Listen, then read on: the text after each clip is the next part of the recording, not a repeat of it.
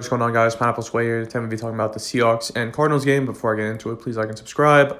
Mainly, this is going to be a video just talking about why we should fire Pete Carroll, and I'm just going to go into my opinions and basis on that.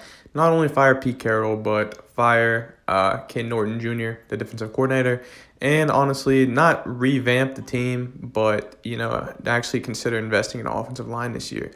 Arizona today had many star players out, I believe. I know they had Kyler Murray out. DeAndre Hopkins was out, few offensive linemen, and I think even Buda Baker was out, but don't quote me on that. And, the Seahawks come in today after an embarrassing loss to the Packers last week, and, we suffer another embarrassing loss and moved to 3-7 on the year. Honestly, I really don't know what to say about this game other than we just got flat out destroyed.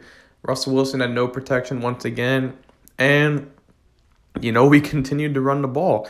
Running the ball just doesn't work, and to watch us run the ball like practically every play is disgusting to see. And, defensively, we just could not get a stop on third down. And, it just showed that we were just not the better team. We were just awful.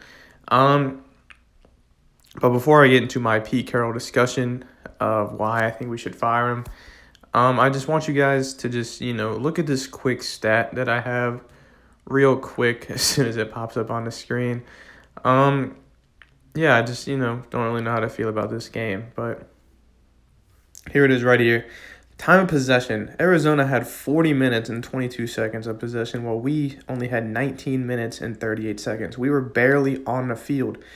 Arizona controlled this game. They had 16, 10, 9, 12 play drives. And Arizona, this game should have been a lot worse. It should have been 29-13, possibly even worse. Matt Prater it should have been 30-13. Matt Prater missed 2 field goals and an extra point. Thankfully, because of his poor kicking skills, the score doesn't look nearly as bad as it should have.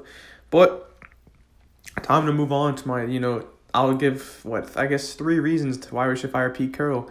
I'm going to start with Pete Carroll is a run-heavy coach, and, it just doesn't really fit the scheme that we have and the players that we have. We have a poor offensive line, which, that's not going to help when it comes to run blocking or pass blocking.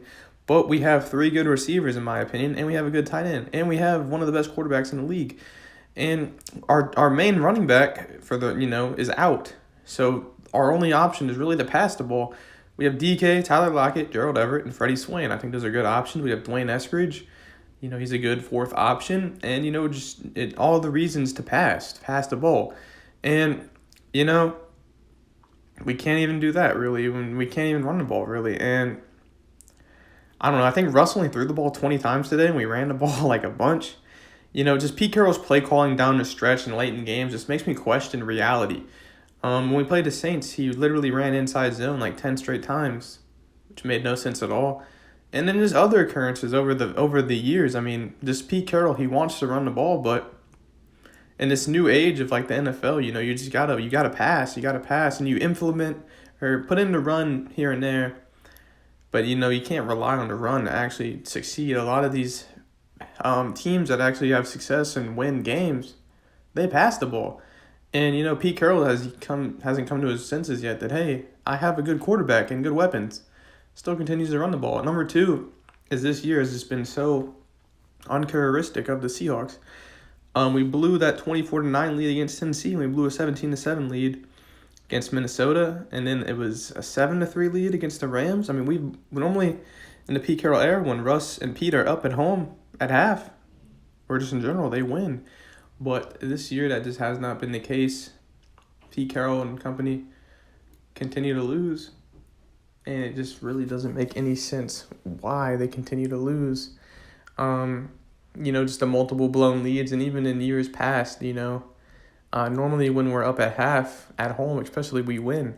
Just in general with Russ and Pete back there. And then, I just want to talk about my third and final reason is just, I kind of already brought this up in my first point, but just a play calling. I mean, this poor play calling down the stretch and when it matters. I mean, we've wasted so many drives in just years previous too. I mean, we would find ourselves down like 14-0, 21-0, 17-0, 10-0. Even this year, 14-0 against Pittsburgh. we just start the game so poor, by the time we finally get it going and are ready to get something going, it's too late. We run out of time. Like this game, we were down 16 to 6. And by the time we got it going, the game was over. And then against Pittsburgh, down 14-0 at half. By the time we got it going, it was over. Against Minnesota, we started hot, couldn't finish. Against Tennessee, we started hot, couldn't finish. I mean, just a lot of things. I mean, if you're up like a lot of points, you shouldn't, in the NFL especially, you shouldn't, blow it. You should maintain that lead and continue on. But, with us this year, that's just not us. And I don't really understand why. But even in years past, I mean, our just how we start and how we finish is just totally different. We are just awful. We have found ourselves in many, many, many games where we're just down big. And by the time we finally get something going, it's too late. What's a good example? I mean, sometimes here and there we'll pull through when we're down. But, I mean, a lot of the times we don't finish. And, it's just disgusting and terrible to watch. And, honestly, if it came down to it, I hope we fire Pete Carroll. But, honestly, I don't think we will. I think Russell Wilson will leave after this season. Anyways, though, I hope you guys enjoyed this video and my just input on how I feel about the Seahawks season. To my Seahawks fans, I think now is a good time to call it quits. We're terrible. Goodbye.